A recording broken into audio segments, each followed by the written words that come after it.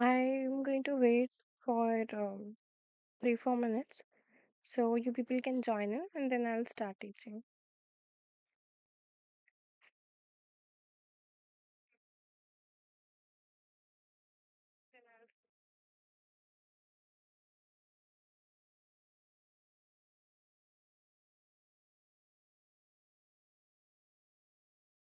I'm going to wait for a while so that um you know if there are people who want to join, they join and then I'll begin. So I'll start in 2 minutes.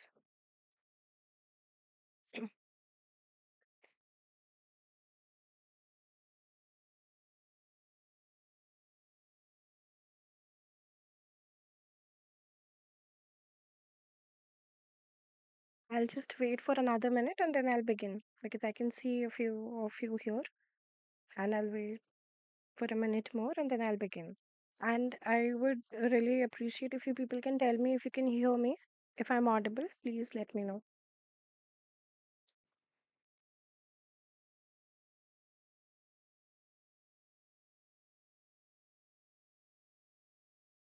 If my voice is proper and you can hear me, just drop a comment so that I know that you people can hear me. Okay. Thank you, Moped.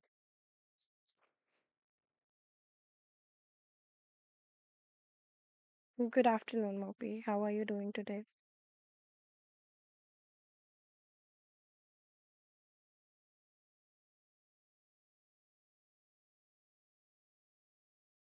Okay, Anki. Thank you. Mm. So I think um we can begin now. If there are people who want to join, they can join. Okay, Mopi. Good to know that you're doing fine. Really nice. Anyway, so first of all, I'll begin by asking if you people have any doubts from the previous lecture. Are there any doubts, or I can just move on because I'm going to make you people revise what we did yesterday. As I keep on emphasizing कि हम लोग chemistry के लिए ज़्यादा छोड़ेंगे ही नहीं. यहाँ पर ही हम कोशिश करेंगे कि ज़्यादा से ज़्यादा फिनिश हो जाए आपका क्लास में, है ना?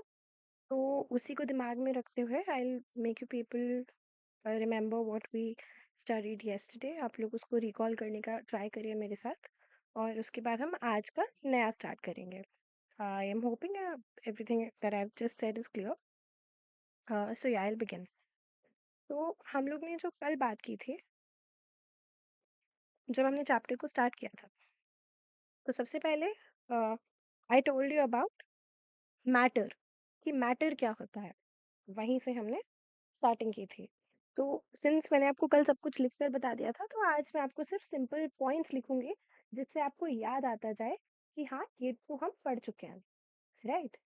तो जैसे कि जो हमारा पहला पॉइंट था कल, वो था कि मैटर क्या होता है. तो मैंने आपको बताया था कि कोई भी चीज़ जिसे हम छू सकते हैं, जो हमारे लिए कंक्रीट है, वो सब मैटर है. तो फिर हमने ये बात की थी कि मैटर का जो सबसे स्मॉलेस्ट यूनिट होता है वो एक एटम होता है. तो फिर हम एटम पे आ गए थे. तो हमने जो दूसरा पॉइंट जो जिससे बात की थी वो था एटम. तो मैंने आपको ये बता दिया था कि मैटर क्या होता है, मैंने आपको बता दिया था कि एटम क्या होता है. और मैंने आपको ये भी बताया था कि एटम जो है वो एक वर्ड से आता है जिसको हम एटोमियो बोलते हैं, जिसका मतलब होता है इनडिविजिबल, जिसको हम फर्दर डिवाइड नहीं कर सकते हैं. तो ये मैंने आपको बता दिया था. फिर बहुत सालों तक हमारे पास जो इन्फॉर्मेशन थी वो सिर्फ इतनी ही थी कि एटम जो होता है वो सबसे स्मॉलेस्ट और सबसे इंडिविजिबल पार्ट होता है किसी भी एंटिटी का. कोई हम बड़ी से बड़ी चीज ले लें, हम कोई बड़ा रॉक बोल्डर माउंटेन ले लें, या हम एक छोटे से छोटा पेंसिल की निब की बात कर लें, दोनों ही सिचुएशंस में जो सबसे छोटा यूनिट होगा वो एटम होगा. हम लोग ने ये भी डिस्कस किया था.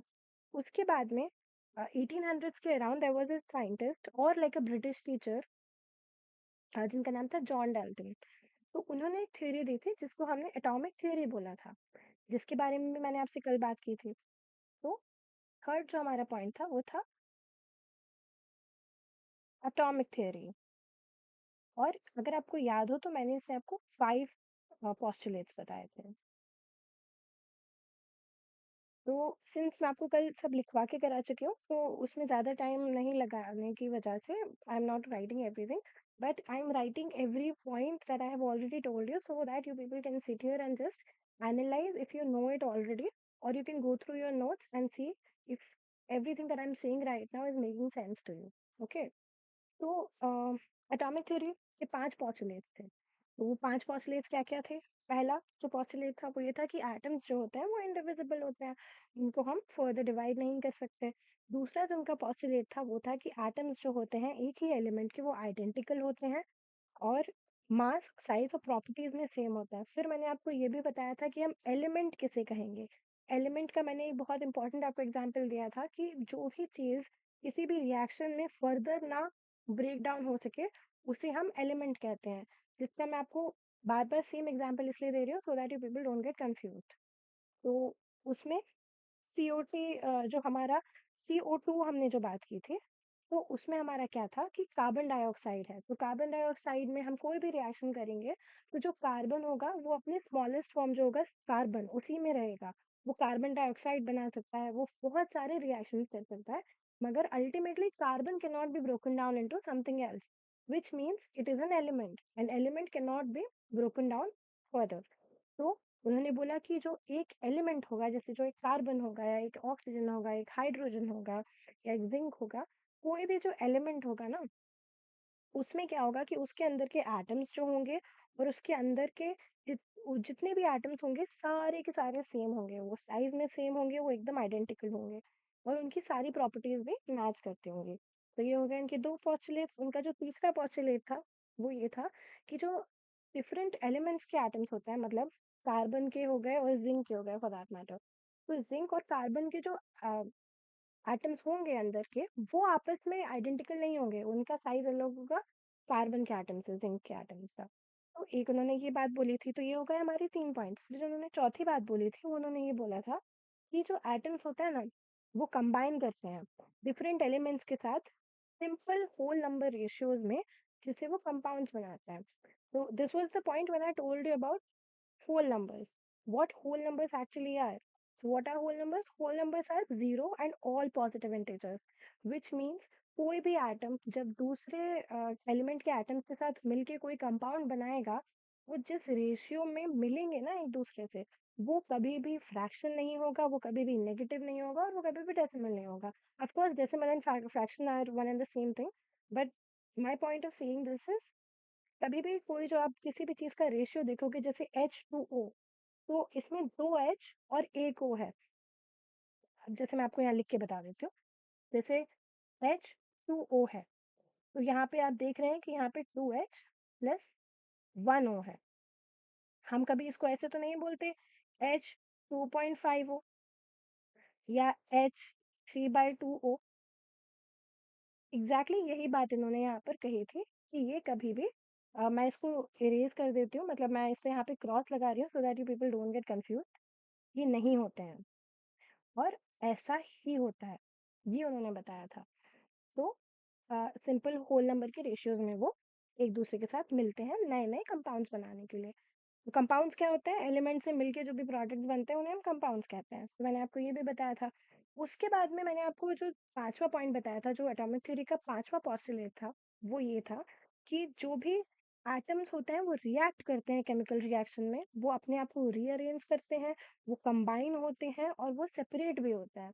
बहुत सारे रिएक्शंस ऐसे हैं जिसमें जो एक कोई कंपाउंड था, CO2 था, वो टूट के कुछ और बना लेगा, किसी और के साथ मिल जाएगा, या वो दोनों मिलकर कोई और कंपाउंड बना लेंगे। तो ये उनके 5 पोस्टुलेट्स थे, जो कि बहुत कुछ आंसर कर पाए थे और ये पहले इंसान थे जिन्होंने असिस्ट किया था दुनिया को ये बताने के लिए कि एटॉमिक थ्योरी एग्जैक्टली है क्या, मतलब एटम्स होते कैसे हैं। उसके बाद में हम आए 20th सेंचुरी के अराउंड। फिर बहुत सारे और क्वेश्चंस अराइज होने लगे। लोग ये पूछने लगे कि क्या एटम्स एक्चुअली में स्मॉलेस्ट एंटिटी होते भी हैं? मतलब आपने तो हमें बता दिया, बट ये ज़रूरी नहीं है कि ये ठीक ही हो। तो उसके बारे में बात होने लगी कि क्या ऐसा कुछ होता है क्या? तब हमें पता चला कि एक्चुअली में ये बात सही है कि एटम सबसे छोटी एंटिटी है ही नहीं। एटम से भी छोटा कुछ होता है, जिनको हम सब एटॉमिक पार्टिकल्स बोलते हैं। उसमें हमने बात की, उसमें 3 आते हैं हमारे, इलेक्ट्रॉन्स, प्रोटॉन्स एंड न्यूट्रॉन्स। तो इन्हें हम कहते हैं सब एटॉमिक पार्टिकल्स। अब इससे क्या हुआ, डाल्टन की एटॉमिक थ्योरी स्टेबिलिटी नहीं समझा पाई कि यार अगर एटम के अंदर और भी पार्टिकल्स हैं तो वो आपस में रिएक्ट क्यों नहीं कर ले रहे हैं, या उनके बीच में किसी तरीके का कोई अट्रैक्शन क्यों नहीं है, या कोई रिपल्शन क्यों नहीं है। तो ऐसा कैसे हो रहा है कि वो एटम स्टेबल है अगर उसके अंदर कुछ और पार्टिकल्स हैं। तो यहाँ पे आके डाल्टन की जो थ्योरी थी वो फेल हो गई। लोगों ने कहा कि इसमें बहुत सारी चीजें जो आप आंसर नहीं कर पा रहे हैं, तो उनकी वो जो थ्योरी थी वो फेल हो गई। उसके बाद हमने और भी बहुत सारे क्वेश्चंस पूछना स्टार्ट किए। तो जितने भी हमारे ये सारे क्वेश्चंस थे जो भी स्टेबिलिटी को लेके थे, एटम की न्यूट्रलिटी को लेके थे।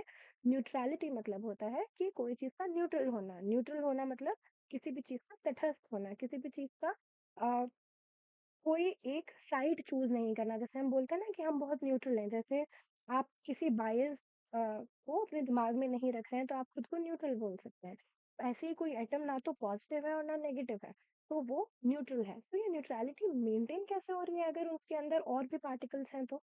वैसे बहुत सारे क्वेश्चंस थे जिनका आंसर कहाँ से आ रहा था, उसका आंसर आता सब एटॉमिक पार्टिकल्स की डिस्कवरी के बाद। तो जो हमारा पहला एटॉमिक पार्टिकल डिस्कवर हुआ था उसके बाद मैं यहाँ पे लिख देती हूँ, जो हमने चौथा पॉइंट कल डिस्कस किया था।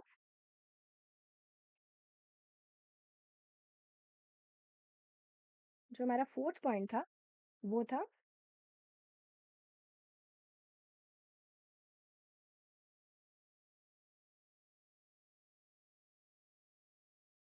डिस्कवरी ऑफ इलेक्ट्रॉन, जिसमें मैंने आपको बताया था फैराडे के बारे में। और मैंने आपको एक एक्सपेरिमेंट भी बताया था, अगर आप लोगों को याद हो। तो मैंने आपको एक एक्सपेरिमेंट बताया था जो उन्होंने इलेक्ट्रोलाइट में किया था। जो इलेक्ट्रोलाइट में किया था, मैंने आपको फिर ये भी बताया था कि इलेक्ट्रोलाइट क्या होता है। इलेक्ट्रोलाइट एक ऐसा सोल्यूशन होता है जिसमें जब भी हम कोई उसके थ्रू जब भी हम करंट पास करते हैं तो उसके अंदर के जो पार्टिकल्स होते हैं वो पॉजिटिव और नेगेटिव चार्ज में टूट जाते हैं, मतलब आयंस में टूट जाते हैं। कोई भी चीज अगर न्यूट्रल है तो हम उसे एटम कहते हैं, और अगर वही चीज पे पॉजिटिव या नेगेटिव चार्ज आ जाता है जब वो टूटता है तब।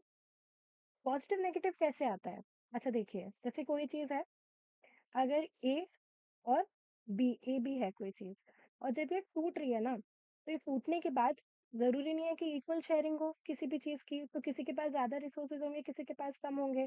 तो यहाँ पर ए प्लस प्लस बी माइनस बन जाएगा, है ना। तो ये जो हमारे हो गए, ये हमारे आयंस हैं, ठीक है।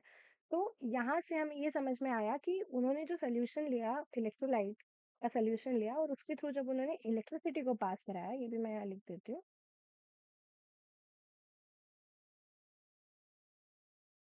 तो जब उन्होंने इलेक्ट्रिसिटी को पास कराया तो पता चला कि ये तो आयंस में ब्रेक डाउन हो गया। आयंस में किसी चीज का ब्रेक डाउन हुआ, इसका मतलब जो हम जिसे अभी तक स्मॉलेस्ट एंटिटी समझ रहे थे, एटम, उससे भी छोटा कुछ एग्जिस्ट कर रहा है ना।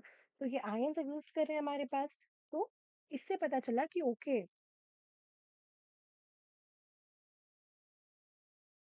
Samsung electrons this was discovered by J.J. Thomson. Okay, homie.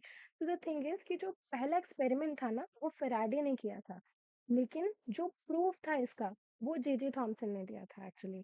तो यहाँ पर एक कॉन्फ्लिक्ट है कि अगर आप प्रूफ की बात करेंगे ना, तो वो आपको जे थॉमसन ने दिया था, you are absolutely right. But जो पहला इंसान था जिन्होंने ये इलेक्ट्रोलाइट का एक्सपेरिमेंट करके लोगों के दिमाग में क्वेश्चन लाया था कि ओके, मतलब ऐसा भी कुछ है कि यहाँ पर एटम से छोटा कुछ एग्जिस्ट कर रहा है, कुछ है जो इलेक्ट्रिसिटी को कंडक्ट कर रहा है। तो इन सवालों का जो मतलब एक जो क्वेश्चन अराइज हुआ, जैसे हम जिसको यूरेका मूवमेंट कह सकते हैं।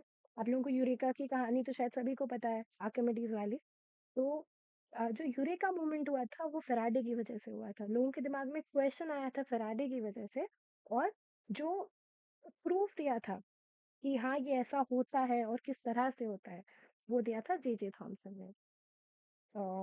आई am hopping this is clear now. Is it clear now Homi?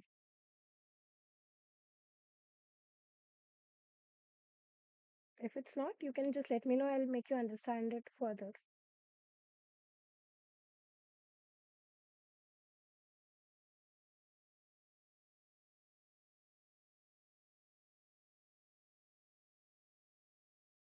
Okay, okay, thank you mummy. Yeah so as I was telling you, तो इलेक्ट्रोलाइट में जब इलेक्ट्रिसिटी का कंडक्शन हुआ और जो एलिमेंट था वो अपने पॉजिटिव और नेगेटिव आयंस में टूट गया। अब सिंस अगली बार जब मैं आपसे बात करूँगी तो मैं आपको ये नहीं बताऊँगी कि आयंस क्या होते हैं, जैसे मैंने आपको अभी बताया। मैं चाहती हूँ कि आप लोग अपनी तरफ से समझें, क्योंकि जैसे-जैसे हम साइंस की टर्मिनोलॉजी को यूज़ करते जाएँगे ना, तो आपको वो चीज़ें हमारी नॉर्मल भाषा की लगती जाएँगी। तो जिससे आपको ये लगेगा कि आपको अब सब्जेक्ट पर थोड़ा-सा होल्ड आ गया है ना? तो मैं आपको वो चीज़ों में इतना ज़्यादा चाहती हूँ कि आप इनकलकेट कर जाएँ कि आपको ऐसा लगे कि हाँ, ये तो आपको आता ही है। ठीक है? तो एटम से आयंस बन गए, तो यहाँ से क्वेश्चन अराइज़ हुआ। जैसा होमी ने कहा कि जे.जे. थॉमसन, तो जब ऐसा हुआ तो अब हमें हर एक चीज़ प्रूफ चाहिए होता है। लोग तो भगवान का भी प्रूफ माँगते हैं कि भाई आप बताइए कैसे हैं?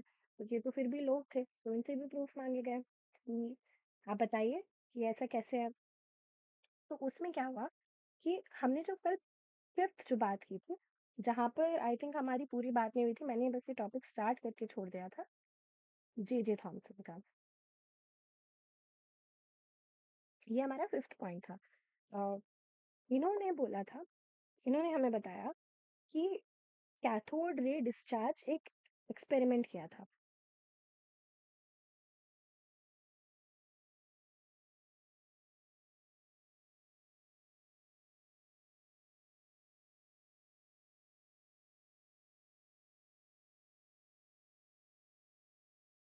ठीक है?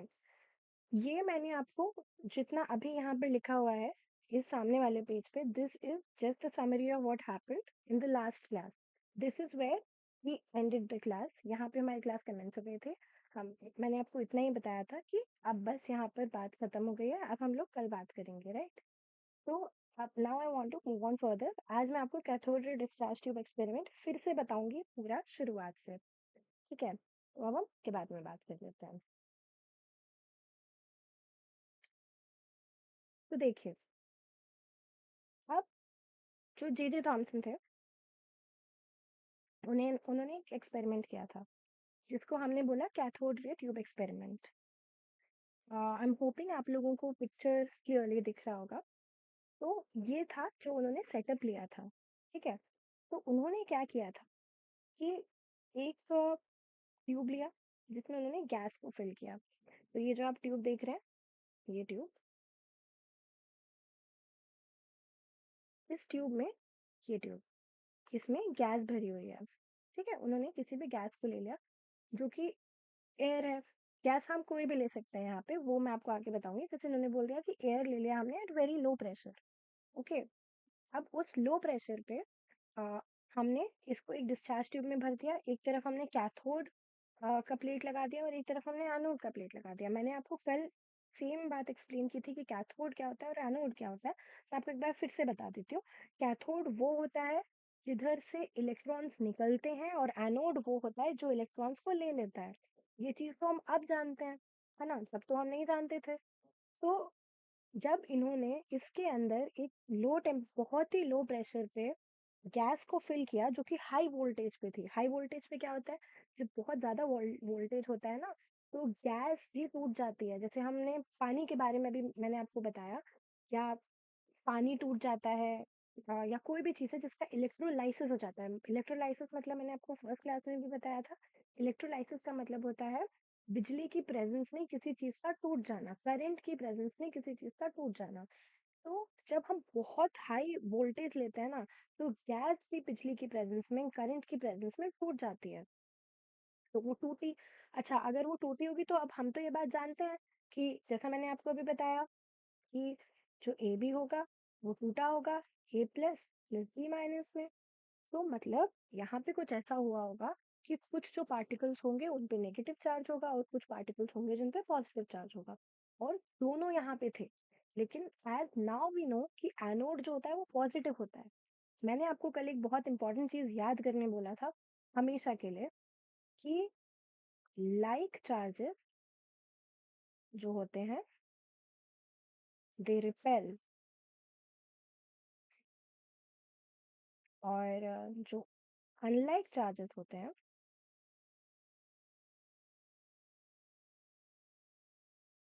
They attract. ये मैंने आपको कल बता दिया था।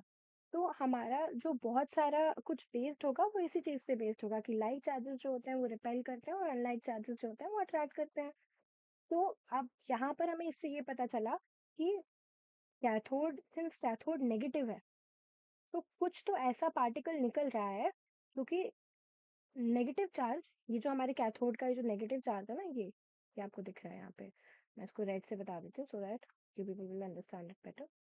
ये जो हमारा नेगेटिव चार्ज है ना कैथोड पे, ये कोई चीज है जो इससे दूर जा रही है, और जो एनोड पे हमारा पॉजिटिव चार्ज है ना, इसके पास जा रही है, ऐसे इसका मूवमेंट ये है। अब मुझे ये बात बताइए कि अगर किसी चीज का मूवमेंट नेगेटिव से दूर है और पॉजिटिव की तरफ है, तो ये जो चीज है इस पे क्या चार्ज होगा?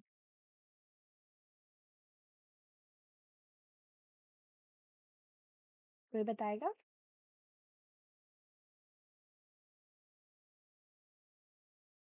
चलिए मैं ही बता देती हूँ। तो इस चीज़ पे आपका नेगेटिव चार्ज है क्योंकि वो नेगेटिव से दूर जा रही है, इसका मतलब है नेगेटिव और नेगेटिव रिपेल कर रहे हैं, और वो पॉजिटिव के क्लोज जा रही है, इसका मतलब है वो नेगेटिव और पॉजिटिव अट्रैक्ट करते हैं। तो ऑफ कोर्स इसका तो मतलब एक ही हुआ कि जो भी ये चीज़ थी ये नेगेटिव थी, तो इसको हमने नाम दिया कैथोड रेज। कैथोड रेज क्यों बोला? क्योंकि ये कैथोड से निकल रही थी, इसलिए इसका नाम दिया गया कैथोड रेज। और ये यहाँ पर आई। अच्छा, इसके पीछे क्या था कि जो आप ये देख रहे हैं ये जगह, जो लास्ट में मैं इसको कर देती हूँ। तो जे थॉमसन ने क्या किया था ना, यहाँ पर एक फ्लोरेसेंट प्लेट लगा दी थी। फ्लोरेसेंट का मतलब क्या होता है? जो भी चीज चमकती है। तो उन्होंने ऐसी एक प्लेट लगा दी थी। उससे क्या हुआ कि जब कोई भी पार्टिकल था ना, जब वो इस तरफ आ रहा था, ये जो पार्टिकल्स हैं जो यहाँ कैथोड से एनोड की तरफ आ रहे हैं, और एनोड में उन्होंने ना स्लिट्स बना दी थी, छोटे छोटे स्लिट्स थे, मतलब छोटे छोटे होल्स बना दिए थे यहाँ पे। तो वो जो पार्टिकल्स थे जब वो कैथोड से एनोड की तरफ जा रहे थे, और वो स्लिट्स के थ्रू पीछे की जो फ्लोरेसेंट, जो मैंने आपको येलो कलर की प्लेट दिखाई है जो कि जिंक सल्फाइड की बनी हुई थी, ZnS की बनी हुई थी, इस प्लेट पे जब वो आके टकरा रहे थे ना, तो एक चमक वहां पे पैदा हो रही थी, मतलब वहां पे एक ब्राइट स्पॉट बन रहा था। इससे ये पता चला कि कुछ है ऐसा जो इस तरफ आ रहा है, क्योंकि आप नेकेड आई से इलेक्ट्रॉन को तो नहीं देख सकते हैं। तो इस एक्सपेरिमेंट के थ्रू वो फ्लोरेसेंट प्लेट पीछे लगाने की वजह से आपको ये पता चला कि अच्छा, कुछ तो है ऐसा जो कि यहाँ से यहाँ ट्रैवल कर रहा है और फ्लोरेसेंट प्लेट पे जाके टकरा रहा है, जिसकी वजह से वहाँ एक ब्राइट स्पॉट बन रहा है। तो तो ये जो आपको बात मैंने बताई, इससे हमें ये पता चला, इससे हमने बहुत छोटे छोटे कंक्लूजन्स ड्रॉ किए। तो उसमें हमारा सबसे पहला कंक्लूजन तो क्या था? मैं इसको दूसरे कलर से लिख देती हूँ जिससे आपको दिखेगा। ठीक है। तो जो हमारा पहला, जो हमने इससे कंक्लूजन ड्रॉ किया, वो ये था कि हमें कुछ रेज मिली हैं जो कैथोड से निकल रही हैं, तो हमने इनको कह दिया कैथोड रेज। ओके। उसके बाद जो कैथोड है ना, जो रेज है वो ऐसी है कि वो कैथोड टू एनोड जा रही हैं। अब जो कैथोड है वो हमारा नेगेटिव है और एनोड जो है वो हमारा पॉजिटिव है। इसका मतलब है कि ये नेचर में नेगेटिवली चार्ज्ड है। इसका मतलब तो यही हुआ। तो हमें ये दो कंक्लूजन मिले। उसके बाद हमने एक और चीज जो पता की, वो क्या थी? तीसरी बात जो हमने की कैथोड रे ट्यूब एक्सपेरिमेंट के बारे में, वो ये थी कि जो पीछे ZnS की प्लेट थी, ZnS की जो प्लेट थी, ZnS मतलब जिंक सल्फाइड, ZnS की जो प्लेट थी उस पर ब्राइट स्पॉट्स बना रही थी। ओके। तो ये पता चला कि इनके पास खुद का कोई ऐसा कलर या कुछ ऐसा रिमार्केबल नहीं है जिससे आप इसे देख सकें। बस हमारे पास में फ्लोरेसेंट की प्लेट है जिस पे हमने इसको काम करके देखा, तो हमें पता चला कि अच्छा भाई ठीक है, कुछ तो है यहाँ पे। But that was how we found out about electrons. Basically J Thomson ने जो प्रूफ दिया इलेक्ट्रॉन के बारे में, वो ऐसे दिया because you can not see an electron from a naked eye, right? You can't see current flowing in your wires. Can you see that? Of course you cannot. Current which flow hota hai, that is also the flow of electrons, but in the opposite direction. Current always flows in the opposite direction of the flow of electrons.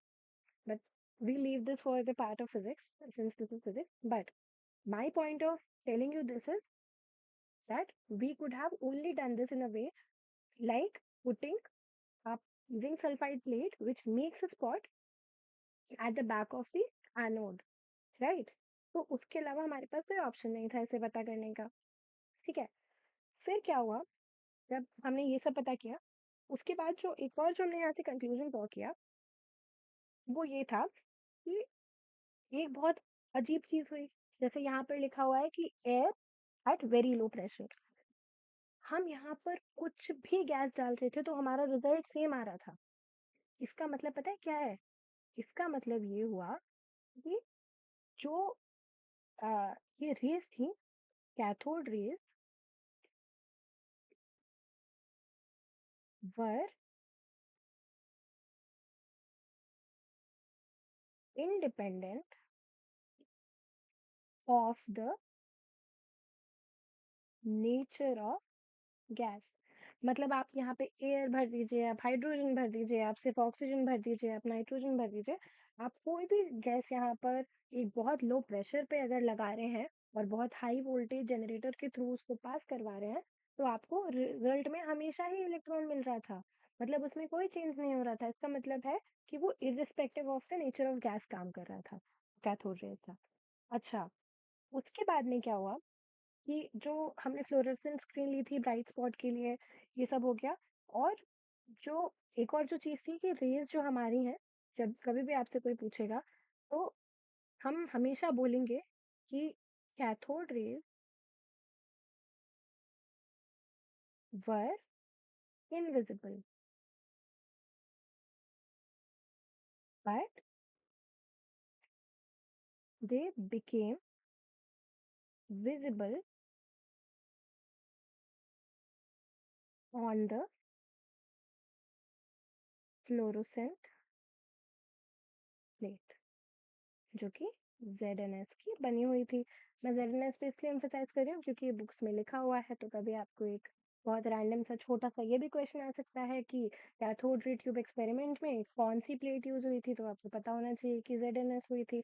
या आपको ऐसा question आ सकता है कि cathode rays में क्या ऐसी चीज है जो चेंज नहीं होती, तो उसका आंसर होगा कि नेचर ऑफ गैस से वो कभी चेंज नहीं होती। ऐसे बहुत छोटे छोटे क्वेश्चन यहाँ से बन सकते हैं। तो इसलिए मैंने आपको ये 4-5 जो हमने कंक्लूजन्स ड्रॉ किए थे वो लिखवा दिए हैं। तो आई एम होपिंग कि आपको ये क्लियर होगा।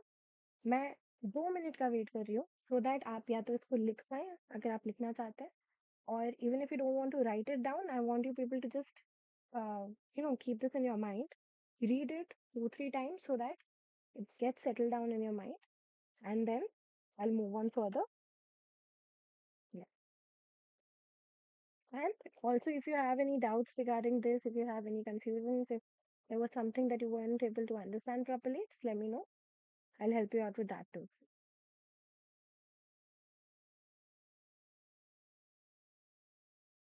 So otherwise, I'll just wait for a minute and then I'll carry on.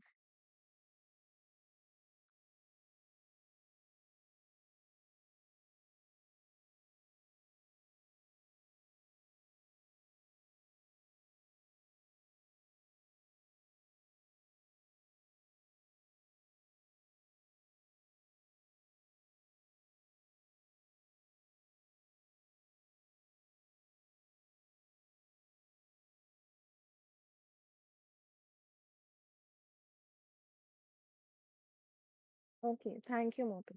Thank you for letting me know. Okay, and one more thing. Um, I like to believe that as many questions as you answer is the result of your test. Basically, what I'm trying to say is, आप जितने ज़्यादा सवालों के answers class में देते हैं, आपका उतना कॉन्फिडेंस बिल्ड होता है एग्जाम में भी क्वेश्चंस को कर पाने का। तो आई एम होपिंग कि नेक्स्ट टाइम से जैसे मैं आप लोगों से जब भी क्वेश्चन पूछूंगी, तो आप भले ही गलत या सही कुछ भी मुझे आंसर करेंगे। और आई वांट कि whenever you come in my class from the next time, you just take a quick glimpse at the notes that you've made, or you can find all of these in the app too. Plus, I'll upload the notes also. So whatever suits you. आप लोग बस उसको एक जल्दी से एक छोटा-सा एक उस पे बस निगाह रख कर आकर यहाँ पर बताएँगे और उसके बाद I want you people to answer a few questions for me. If you are able to answer those, just know that you are doing good already, right? There is not much effort that you need to put here. Okay? So, yeah. तो ये मैंने आपको J Thomson experiment के बारे में बताया.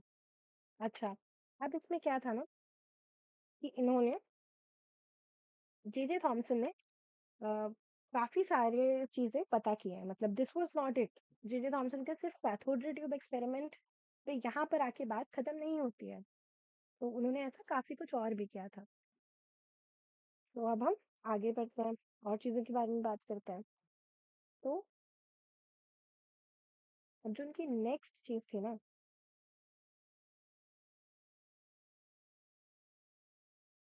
वो ये था. तो जो अभी हमने कैथोड और एनोड के बारे में पढ़ा, आपको मैंने एकदम सिंपल सा बताया कि कैथोड से कैथोड रेज़ निकल रही हैं, जो कि मतलब कहाँ से निकल रही हैं? कैथोड जो कि नेगेटिव है, वहाँ से निकल के एनोड जो कि पॉजिटिव है, उसकी तरफ जा रही हैं. तो इन्होंने क्या किया कि मैग्नेटिक फील्ड लगाई. ये जो हमारी है ना,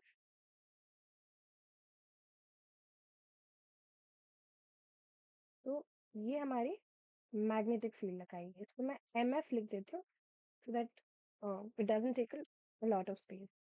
एक इन्होंने मैग्नेटिक फील्ड लगाई और उसके परपेंडिकुलर में इन्होंने ना इलेक्ट्रिक फील्ड लगा दी. इससे क्या हुआ कि इन्होंने ये करना चाहा या ये स्टडी करना चाहा कि मैग्नेटिक फील्ड और इलेक्ट्रिक फील्ड लगाकर क्या डिफरेंसेस आ रहे हैं. मतलब क्या हमारी कैथोड रेज वैसी ही रह रही हैं. कैथोड रेज अब हम जानते हैं कि वो इलेक्ट्रॉन्स हैं. तो बेसिकली उन्होंने ये देखना चाहा कि इलेक्ट्रिक फील्ड जब हम लगा दे रहे हैं तो इलेक्ट्रॉन्स का मूवमेंट में क्या चेंज हो रहा है. जब हम मैग्नेटिक फील्ड लगा दे रहे हैं तो इलेक्ट्रॉन्स के मूवमेंट में क्या चेंज हो रहा है. Just a second. Reeba, please manually provide. No, the notes will be provided to you on the app.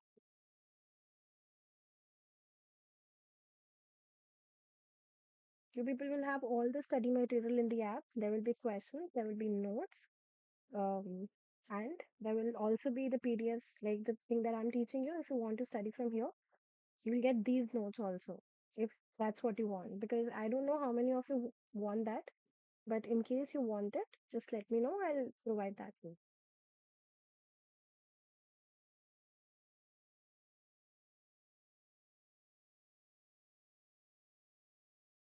Okay, Reba? Okay.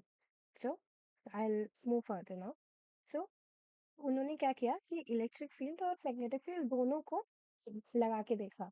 तो उन्होंने मैग्नेटिक फील्ड लगाई और इलेक्ट्रिक फील्ड लगाई उसी के परपेंडिकुलर, जिससे उन्होंने ये देखना चाहा कि जब इलेक्ट्रॉन्स को हम मूव करा रहे हैं कैथोड टू एनोड, तो उनका जो पाथ है उसमें क्या चेंज आ रहा है मैग्नेटिक फील्ड लगाने से या इलेक्ट्रिक फील्ड लगाने से. अच्छा, figure is small, you can't see it. Wait for a minute, I will just enlarge it.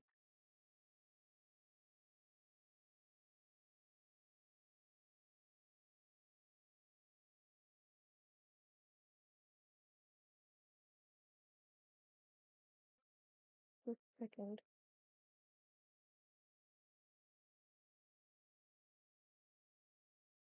I think it's a set figure. It's not getting enlarged. But what I can do for you is, so I'll do one thing. I'll send you these figures, and then you people can see it nicely. Because I'm thinking maybe because um, it was pre-uploaded, so that I think if I do it like this, now can you see it, Smope? Is it better now?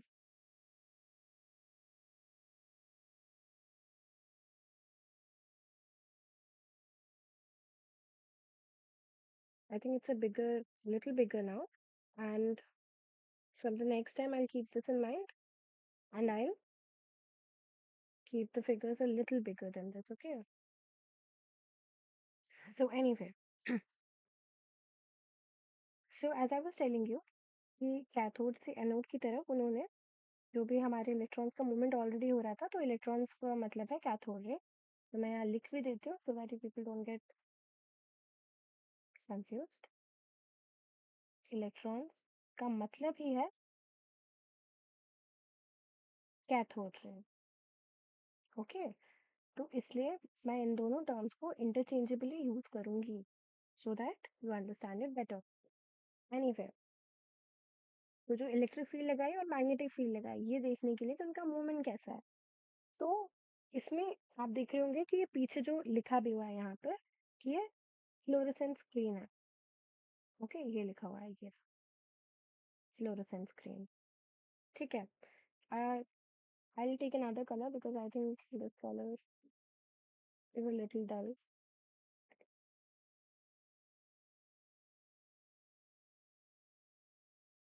Yes. So, I was telling you that I am going to use these terms interchangeably since they mean the same thing. तो ये रही हमारी fluorescent screen जिसके बारे में मैं आपसे तब से डिस्कशन कर रही हूँ, जो कि ZnS की बनी हुई है और इस पर इलेक्ट्रॉन हमेशा स्ट्राइक कर रहे हैं। तो मतलब जहाँ पे भी स्ट्राइक करेंगे ए बी सी तीनों पॉइंट से, यहाँ पर हर जगह पर वो एक स्पॉट बनाएंगे, एक ब्राइट स्पॉट बनाएंगे, राइट। अच्छा, तो अब जब उन्होंने ब्राइट स्पॉट बनाया तो हमने क्या देखा? तो हमने ये देखा कि जो कैथोड रेज थी, पहली बात तो वो नेगेटिव चार्ज पार्टिकल्स थे, ये तो हमें बहुत क्लियर है। उसके बाद में ये जो बी पे स्ट्राइक हो रहा है ना, ये रहा बी, बी है ना। तो जब इलेक्ट्रिक फील्ड और मैग्नेटिक फील्ड दोनों ही काम नहीं कर रही है ना, तो ये बी पे स्ट्राइक हो रहा है। मैं यहाँ पे लिख देती हूँ व्हेन नो इलेक्ट्रिक फील्ड और मैग्नेटिक फील्ड। ठीक है, तो जब दोनों ही बंद है और इलेक्ट्रॉन्स जब बिना इलेक्ट्रिक या मैग्नेटिक फील्ड के जा रहे हैं, तो वो एकदम सीधे जा रहे हैं, तो उनमें कोई भी डिफ्लेक्शन नहीं है।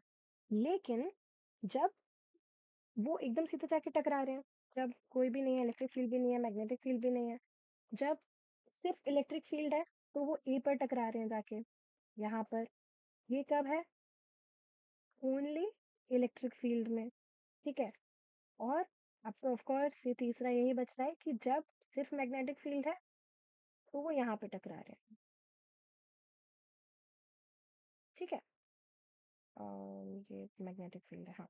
तो जब मैग्नेटिक फील्ड है, तो अब इससे हमें क्या समझ में आया? इससे हमने ये समझा कि एक फ्लोरेसेंट का स्पॉट, जो पूरा ब्राइट स्पॉट बनाने के लिए हमने एक फ्लोरेसेंट की स्क्रीन ली थी, हमने मैग्नेटिक फील्ड को लगाया था और उसी के परपेंडिकुलर, परपेंडिकुलर मतलब क्या होता है, 90 डिग्री के एंगल पे हमने इलेक्ट्रिक फील्ड को लगाया था।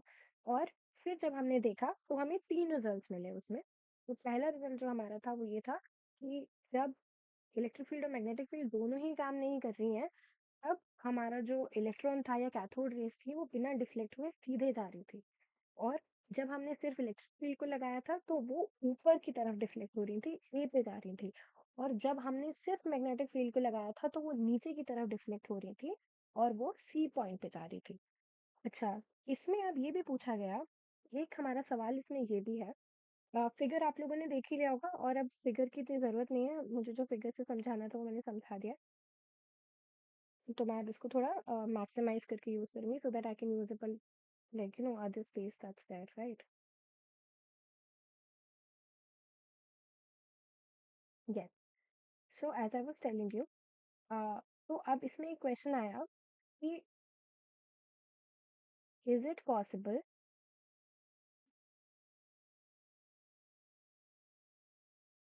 to have electrons go undeflected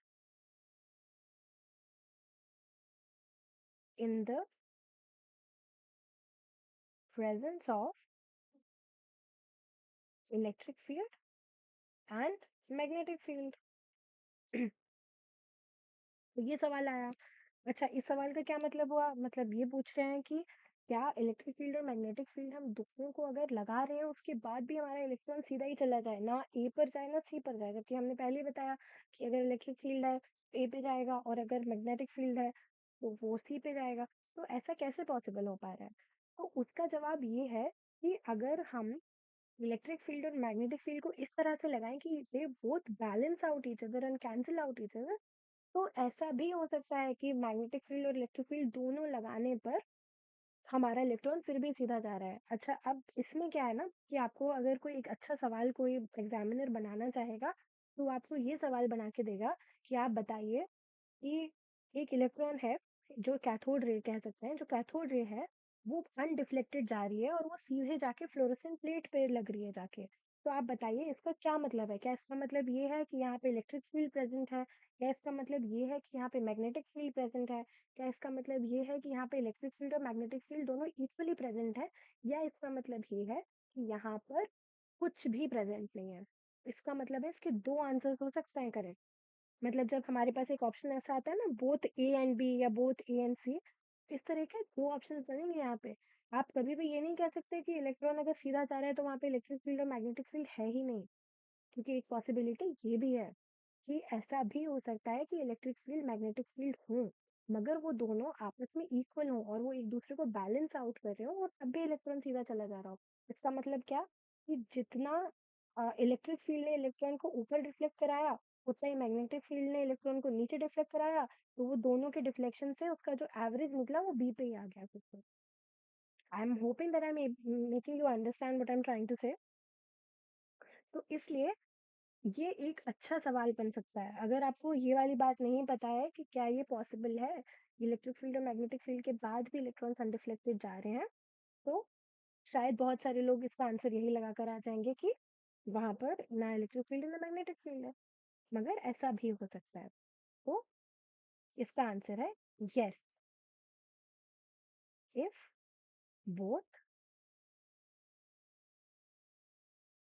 balance each other out. Okay, तो इसका मतलब ये हो सकता है। ठीक है, अब इससे हमें कुछ कुछ कंक्लूजन्स मिले थे, तो I will use some other color for conclusions so that you people can see it. तो जो हमें conclusions मिले थे ना, वो क्या थे हमारे? तो जो हमारे conclusions थे, तो इससे हमें जो conclusions मिले, वो सबसे पहला conclusion तो हमारा ये था कि जितना ज्यादा चार्ज था ना, मतलब जितना भी ज्यादा किसी पार्टिकल पे चार्ज था, मोर चार्ज मोर डिफ्लेक्शन। डिफ्लेक्शन मतलब क्या? कि वो कितना ऊपर या कितना नीचे जाएगा। मतलब किसी पार्टिकल पे जितना चार्ज ज्यादा है, वो उतना ही ज्यादा ऊपर या नीचे जा पा रहा है। और इससे जो हमें दूसरा कंक्लूजन मिला, वो ये मिला कि लेस मास मोर डिफ्लेक्शन। ओके, क्या मतलब हुआ इस बात का? इस बात का ये मतलब हुआ कि कोई चीज जब अगर कम भारी है तो वो ज्यादा तेज ट्रैवल कर सकती है। ये तो सभी जानते हैं, ये तो बहुत नॉर्मल सी बात है। I don't think I have to even make you people understand this, right? तो अगर लेस मास है तो उसका डिफ्लेक्शन जो था वो ज्यादा हो रहा था, और अगर चार्ज ज्यादा है तो भी उसका जो डिफ्लेक्शन था वो ज्यादा हो रहा था। अच्छा, तो इसमें क्या किया, जे थॉमसन ने इन्हीं दोनों चीजों की हेल्प से एक e by M E ratio निकाला। मैं उसको दूसरे पेज पे एक्सप्लेन कर देती हूँ। अम,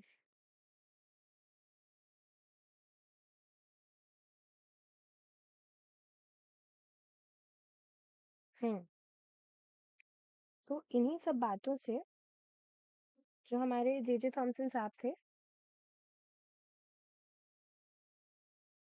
क्योंकि ये सब एक्सपेरिमेंट्स उन्होंने ही किए थे, तो जे थॉमसन ने ई बाय एम ई का एक रेशियो निकाला, मतलब electron upon mass of size का, लाइक मास ऑफ इलेक्ट्रॉन और इलेक्ट्रॉन और मास ऑफ इलेक्ट्रॉन का एक रेशियो निकाला गया, जिसका ये एक्सपेरिमेंटली जब हमने निकाला, तो जो भी इलेक्ट्रॉन था और जो मास था इलेक्ट्रॉन का, उन दोनों का जो रेशियो था वो आ रहा था 1.8 1.75 into 10 की पावर 11 कूलम पर केजी।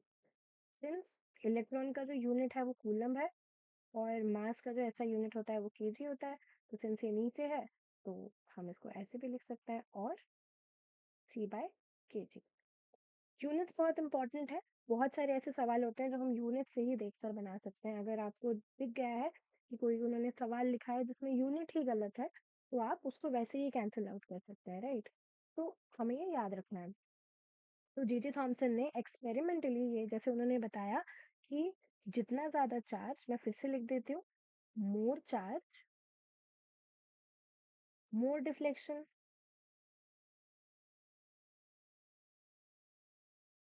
और लेस मास मोर डिफ्लेक्शन। तो इन दोनों चीजों की मदद से एक्सपेरिमेंटली उन्होंने E/me रेशियो निकाला। ठीक है, जो हमारा रेशियो ये आया था 1.75 इंटू 10 की पावर 11 कूलम। ये होता है कूलम जो कि चार्ज का ऐसा यूनिट है, और आपको नहीं पता है तो मैं लिख देती हूँ, कूलम पर केजी। मैंने आपको लिखना भी सिखा दिया कि कूलम पर केजी कैसे आया, क्योंकि चार्ज ऊपर है और मास नीचे। ठीक है, ये वैसे हुआ हमारा। तो ये इनका कंक्लूजन था। इससे इन्होंने क्या निकाला, चार्ज बाय मास का एक रेशियो निकाल के दे दिया। ठीक है, अब बात आई कि ठीक है, चार्ज बाय मास का रेशियो आ गया, मगर हमें अभी भी ये नहीं पता कि इलेक्ट्रॉन पे चार्ज कितना है। हमें तो सिर्फ चार्ज और मास का रेशियो पता है। तो अब बात आई कि हम चार्ज कैसे निकालेंगे। तो उसके लिए हमारे पास एक नए साइंटिस्ट आए जिनका नाम था मोलिकन। आपने हो सकता है ये नाम सुना हो। तो तो जो नए साइंटिस्ट आए उनका नाम था R. A. Millikan. R. A. Millikan. कहीं स्पेलिंग मिलिकन है, कहीं मिलिकन है, डजंट रियली मैटर। अगर आपके एग्जाम में सिर्फ नाम आएगा तो एक ही आएगा। एनीवे, तो उन्होंने एक्सपेरिमेंटली एक कॉइल ड्रॉप एक्सपेरिमेंट था जो कि हमें नहीं पढ़ना है, तो that's not important for us. But उन्होंने ऑयल ड्रॉप एक्सपेरिमेंट की मदद से इलेक्ट्रॉन का चार्ज निकाल दिया। और इलेक्ट्रॉन का चार्ज तो हम जानते ही हैं कितना होता है। इलेक्ट्रॉन का चार्ज होता है 1.602 इंटू 10 की पावर -19 कूलम। ओके, ये इलेक्ट्रॉन का चार्ज होता है। तो उन्होंने ये निकाला। फिर इन्होंने बोला कि सिंस इलेक्ट्रॉन नेगेटिवली चार्ज है, जो कि हमें पता ही है कि कैथोड से निकल रहा था, एनोड की तरफ जा रहा था, एनोड पॉजिटिव है, तो नेगेटिव चार्ज हुआ इलेक्ट्रॉन का। तो सिंस इन्होंने बोला कि since we know that it is negatively charge, तो हम इसके आगे माइनस भी लगा सकते हैं। तो उन्होंने कहा कि तो जो हमारा फाइनल चार्ज आएगा वो आएगा -1.602 इंटू 10 की पावर -19 कूलम। ये आ गया हमारा इलेक्ट्रॉन का चार्ज। ओके, तो यहाँ तक हमारी बात हो गई। अब इलेक्ट्रॉन का चार्ज भी आ गया। अच्छा, अब एक बात बताइए, अगर हम लोग थोड़ा भी मैथ जानते हैं तो हमें ये पता है कि E/me हमें पता चल चुका है। देखिए, अब हमें E/me पता है और हमें E भी पता है। तो क्या हम इन दोनों की मदद से me नहीं निकाल सकते हैं? बिल्कुल निकाल सकते हैं। तो बस इसी तरह से हमने निकाला मास ऑफ द इलेक्ट्रॉन। क्योंकि क्या था ना कि हमें पता है, हमको ये पता चल गया था कि E by M e, m e मतलब क्या है, mass of electron. E by M e कितना है वो हमें पता था। और हमें और क्या पता था, E बाय एम ई मैं लिख देती हूँ फिर से आपके लिए, जो कि था 1.75 इंटू 10 की पावर 11 कूलम पर केजी। ठीक है, और हमें ये भी पता चल चुका था मिलिकन के ऑयल ड्रॉप मेथड का जो उन्होंने एक्सपेरिमेंट किया था, उससे हमें ये भी पता चल चुका था कि इलेक्ट्रॉन का जो चार्ज है ना वो कितना है, 1.602 इंटू 10 की पावर -19 कूलम। ये भी पता चल गया था। तो क्या, अब अगर हम ऐसा करते, इलेक्ट्रॉन मतलब चार्ज को ई बाय एम ई के रेशियो से डिवाइड करते हैं तो क्या हमारे पास मास नहीं आएगा, ये चार्ज और चार्ज कट जाएगा तो हमारे पास मास आ जाएगा। तो एग्जैक्टली ऐसा हमने किया। तो हमने क्या किया, हमने ई की जगह पे रखा 1.6 इन 1.602 इंटू 10 की पावर -19 कूलम, और हमने नीचे ई बाय एम ई का रेशियो रख दिया जो कि है 1.75 इंटू 10 की पावर 11 कूलम पर केजी।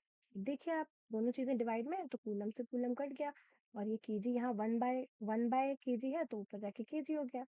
तो इसका जो हमने सॉल्व करके आंसर निकाला, तो हम इसे काट के सॉल्व करेंगे तो इसका आंसर आ जाएगा 9.11 इंटू 10 की पावर-31 केजी। इस तरह से हमारे पास अब तीनों चीजें आ गई। हमारे पास में E by M E ratio आ गया, हमारे पास में इलेक्ट्रॉन का चार्ज आ गया, और हमारे पास में इलेक्ट्रॉन का मास भी आ गया, है ना। तो इस तरह से हम तीनों चीजें आराम से निकाल पाए। अच्छा, अब यहाँ तक मैंने आज आपको एक्चुअली काफी सारा एक गो में पढ़ा दिया है, तो मैं चाह रही हूँ कि आप लोग भी इसे एक बार अच्छे से देख लें, और 2 मिनट के लिए फिगर आउट कर लें कि क्या सब कुछ क्लियर है, आपके कुछ डाउट्स तो नहीं है। उसके बाद आई विल मूव फर्दर। अगर पीछे वाला कुछ देखना हो, कोई स्लाइड लगानी हो, तो वो भी बता दीजिएगा। I will do that for you.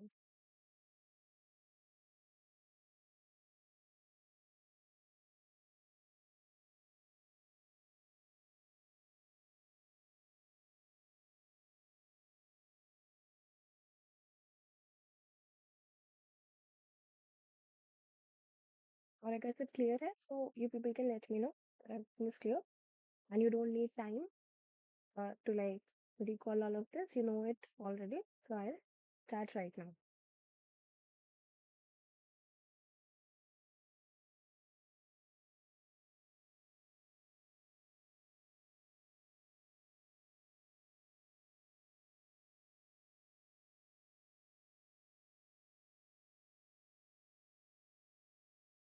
Okay, okay, Moki, thank you. So since everything is clear, I'll move forward.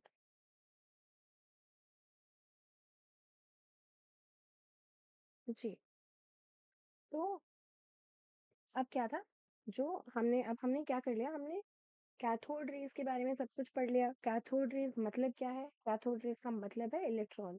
तो मतलब हमने इलेक्ट्रॉन की डिस्कवरी, उसकी डिस्कवरी कैसे हुई, उसमें एक्सपेरिमेंटेशन क्या क्या हुए, उसमें मैग्नेटिक फील्ड लगाई गई, इलेक्ट्रिक फील्ड लगाई गई, तब हमारे पास में क्या रिजल्ट्स आए, फिर हमने क्या कंक्लूजन ड्रॉ किए कि जैसे चार्ज ज्यादा होगा तो हमारा डिफ्लेक्शन ज्यादा होगा, मास कम होगा तो हमारा डिफ्लेक्शन ज्यादा होगा। उसके बेसिस पे जे थॉमसन ने एक्सपेरिमेंट करके ए बाय एम ई रेशियो निकाला जो कि 1.75 इंटू 10 की पावर 11 में आ गया कूलम पर केजी। फिर एक जो दूसरे साइंटिस्ट आए जिन्होंने, जिनको हम मिलिकन बोलते हैं, आर्य मिलिकन, जिन्होंने ऑयल ड्रॉप एक्सपेरिमेंट किया, जिसके बाद उन्होंने इलेक्ट्रॉन का चार्ज निकाला जो कि आया 1.602 इंटू 10 की पावर-19 कूलम। तो और उसकी मदद से हमने मास निकाल लिया। जब हमने इलेक्ट्रॉन इलेक्ट्रॉन के चार्ज को e by M E ratio से डिवाइड किया तो हमारे पास में मास आ गया जो कि आया 9.11 इंटू 10 की पावर-31 केजी। तो हमने यहाँ तक समझ लिया सब कुछ। अब जो हमारी दूसरी चीज थी, सिंस हमें ये तो तीनों ही चीजें पता करनी थी, अभी तक तो हमें सिर्फ क्या पता चला है, अभी तक तो हमें सिर्फ ये पता चला है कि हमारे पास एक इलेक्ट्रॉन होता है। तो अब बात आई केनाल रेस की। अच्छा, तो अब मैं आपको एक बहुत सिंपल सी बात बताना चाहती हूँ।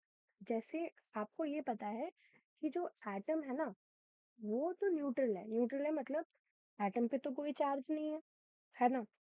अगर एटम पे कोई चार्ज नहीं है, लेकिन हम कह रहे हैं कि एटम के अंदर इलेक्ट्रॉन्स हैं जो कि नेगेटिवली चार्ज्ड है, इसका मतलब है कि कुछ ऐसा भी होगा जो कि पॉजिटिव होगा, जो नेगेटिव को कैंसिल आउट कर रहा होगा, जिसकी वजह से एटम इन होल पॉजिटिव या नेगेटिव नहीं है, वो न्यूट्रल है। ऐसा कुछ तो होगा ही वहां पर। जैसे कि हमारे अंदर भी ऐसा ही होता है कि जैसे हम बोलते हैं कि कोई भी इंसान है तो वो पूरी तरीके से सही है गलत तो नहीं होता है। हर इंसान के अंदर थोड़ी नेगेटिविटी या पॉजिटिविटी होती है। तो वो दोनों चीजें मिलके हमें ह्यूमन बनाती हैं। हम कुछ गलतियां भी करते हैं और हम कुछ अच्छे काम भी करते हैं। Sometimes we are kind also. Sometimes there are situations where even when we don't want to act mean or cruel, but we still do because the situations are like that, right? तो but as an individual थोड़ी हम एकदम ही negative या एकदम ही positive इंसान होते हैं। As an individual तो हम ह्यूमन होते हैं, हमारे अंदर हर तरह की टेंडेंसीज होती हैं। तो एग्जैक्टली ऐसा एटम में भी है कि आप आपका जो एटम है वो तो न्यूट्रल है। तो मतलब इससे जब हमको इलेक्ट्रॉन की डिस्कवरी से ये कंफर्म हो गया कि okay fine, there are some things that are subatomic that exist inside the atom that are negative, then to explain the neutrality of the atom, we started thinking, okay, fine, there has to be something else that is positive that cancels out the negative inside the atom, making the atom uh, neutral in whole combination, right? तो इससे हमने बात की canal raise की। तो canal raise जो हमारी थी वो क्या थी?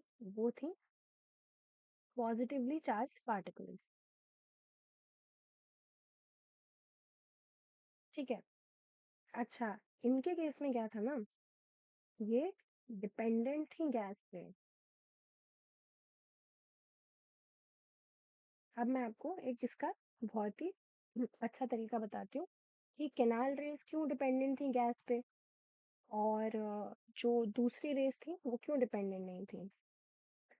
जैसे अगर मैं बात करूँ किसी भी चीज़ की, तो अगर सपोज अगर मैं ले लूँ हाइड्रोजन, ठीक है, H2 है, अगर मैं इसको तोड़ूं तो ये देगा मुझे two H plus two electron. ठीक है। बट अगर यहीं मैं किसी और चीज को अब ब्रेक डाउन करूंगी, जैसे अगर मैंने जिंक का ब्रेक डाउन किया, तो जिंक बनेगा Zn2 प्लस टू इलेक्ट्रॉन। ऐसे ही अगर मैं एल्यूमिनियम का ब्रेक डाउन करती हूँ तो मुझे मिलता है Al3 प्लस थ्री इलेक्ट्रॉन्स। ठीक है। अब आपको इससे एक चीज समझ में आनी चाहिए कि कैनाल रेज हम किसे कह रहे हैं। कैनाल रेज हम कह रहे हैं पॉजिटिव पार्ट को। पॉजिटिव पार्ट मतलब क्या? पॉजिटिव पार्ट मतलब ये पार्ट, और जो ये वाला पार्ट है, ये पार्ट जिसमें हमें इलेक्ट्रॉन मिल रहा है, इसको हम क्या कह रहे हैं? इसको हम कह रहे हैं कैथोड रेज। तो ये तो हमारी कैथोड रेज है और ये हमारी कैनाल रेज है। ठीक है। अब आप लोग मुझे खुद बताइए कि जो मैंने यहाँ लिखा है कि it is dependent on gas, क्योंकि जो देखिए यहाँ पर हमें एल्यूमिनियम मिल रहा है। अगर आप एल्यूमिनियम को भर रहे हैं तो आपको एल्यूमिनियम मिलेगा, अगर आप जिंक को भर रहे हैं तो आपको जिंक मिलेगा, और अगर आप H2 को भर रहे हैं तो आपको हाइड्रोजन गैस का आयंस मिल रहे हैं। बट अगर हम H2 भर रहे हैं, जिंक भर रहे हैं, एल्यूमिनियम भर रहे हैं, हमें हर केस में इलेक्ट्रॉन ही तो मिल रहा है ना? तो जब हमें हर केस में इलेक्ट्रॉन मिल रहा है तो इससे हम क्या समझ रहे हैं? इससे हम ये समझ रहे हैं कि जो हमारी कैथोड रेज थी, no matter what you fill in the tube, it has to be always electron, no matter what you are filling in the tube, the end product has to be cathode rays, which means electrons. But in this case, it is going to be positive charge. Canal rays के case में it has to be positive charge, but it can be of different types. Like you're getting 2H plus, or you're getting Zn2 plus, or you're getting Al3 plus. I am hoping this is extremely clear to you people. Okay. इसलिए हमने यहाँ पर कहा कि canal raise एक तो positively charge थी, दूसरा ना वो गैस पे डिपेंडेंट थी। ऐसा नहीं था कि कुछ भी आप डाल रहे हैं तो आपको हमेशा ही एक ही तरह का पॉजिटिव चार्ज मिल रहा है। नहीं, it was never like that. Canal rays were always dependent on gas, but cathode rays, irrespective of what you fill inside the tube, you always got the electron as the end product. But so was not the case when it came to canal rays. I'm hoping that I'm able to make you people understand this. And yeah, so ये जब हमने किया तो इससे हमें दूसरी चीज क्या पता चली?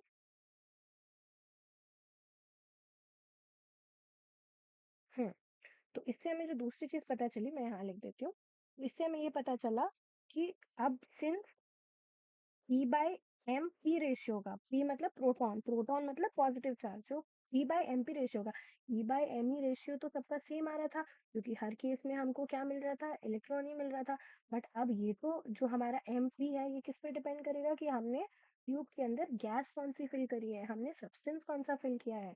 अगर ये चीज इस पे डिपेंड करेगी ना, तो पता है क्या है, तो इसका मतलब ये है कि इसकी कोई वैल्यू पर्टिकुलर है ही नहीं, ये तो नेचर ऑफ गैस डिपेंडेंट है। हम क्या गैस फिल कर रहे हैं, उसके बाद हमें पता चलेगा कि बाय एमपी क्या आएगा, तो इस केस में तो हम सीधे निकाल ही नहीं सकते। तो हमें ये पता चला कि जो प्रोटॉन है, वो उसका जो बिहेवियर है ना, प्रोटॉन का बिहेवियर H प्लस आयन जैसा है। H प्लस आयन मतलब जब हाइड्रोजन का जो प्रोटॉन निकलता है, जिसको हम प्रोटियम, जैसे हमारे वो होते हैं, जैसे हाइड्रोजन के तीन आइसोटोप्स होते हैं, ट्रिटियम, ड्यूटेरियम, प्रोटियम। तो जो प्रोटॉन निकलने के बाद जो सिंगल इसके अंदर एक ही कोई इलेक्ट्रॉन नहीं बच रहा है, सिर्फ प्रोटॉन बच रहा है, क्योंकि हाइड्रोजन जैसे हम जानते हैं कि हाइड्रोजन में एक इलेक्ट्रॉन होता है। H प्लस का मतलब क्या हुआ कि हमने वो एक इलेक्ट्रॉन भी निकाल दिया है, तो इसका मतलब कि इसमें सिर्फ एक प्रोटॉन है। तो वो इसमें कोई इलेक्ट्रॉन तो है नहीं, तो इसलिए पॉजिटिवली चार्ज है। तो जो प्रोटॉन थे उनका बिहेवियर H प्लस आयन जैसा था। ठीक है, तो ये बात हो गई किनाल रेस की। किनाल रेस के बारे में हमें इतना ही जानना है, और आई थिंक जो मैंने आपको ये बताया है, ये मोर देन इनफ है। और सिंस अब न्यूट्रॉन की डिस्कवरी अगर अभी हम करने बैठेंगे तो समय ज़्यादा लगेगा, तो I think I am going to keep it till here for today, and we will start from the discovery of neutron from tomorrow. But since I have taught you something substantial today, and there are chances that you will get a question like this in your exam, I want you people to revise it, make a summary out of it, as I've been saying the same thing since the first day, because I believe in the power of short notes, because I have tried and tested it, learned it the hard way, but it's very important. So that's what I'm trying to tell you here, that I have taught you a lot today.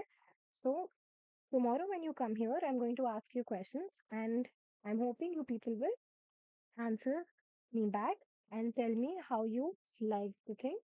So yeah, that's about it, maybe.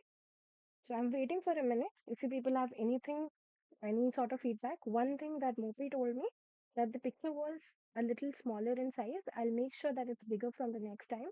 Don't worry about that. Other than that, if there's anything that you people want me to inculcate in this routine, or if there's anything that you people want me to omit or get rid of, um, your feedbacks are extremely welcome. Just let me know. Or if everything is clear, or if I wasn't able to make you understand something, just let me know. I'll explain it to you again. Um, yeah, so that's it. So I'm waiting for a minute. If everything's fine, you people can just let me know, and we can wind up the class. Or if there are any doubts, I'm right here. Anything that you want me to answer for you people, I'll do that too.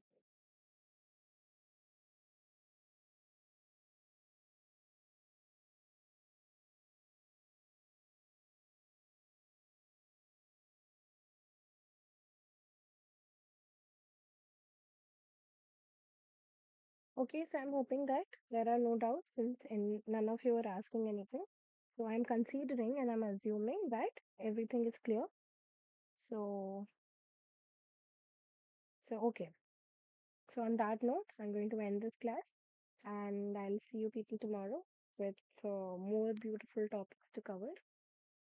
Yeah, so that's it. Bye.